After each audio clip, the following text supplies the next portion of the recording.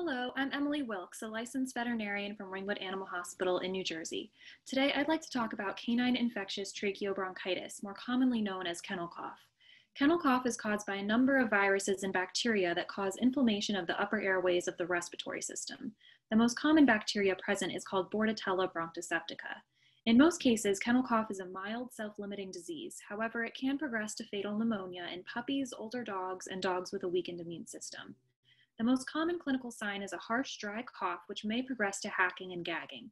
If you notice these signs, your veterinarian may recommend chest x-rays to check for evidence of pneumonia. In severe cases, treatment may include cough suppressants and antibiotics.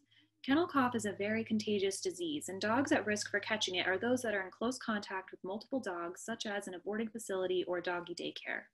Some of the bacteria and viruses that can cause kennel cough are included in the distemper vaccine, which is one of the basic vaccines your dog should receive regularly. However, if your pet frequents one of these places where he or she is in close contact with other dogs, be sure to have him or her also vaccinated against Bordetella bronchoseptica with the kennel cough vaccine for prevention of this disease.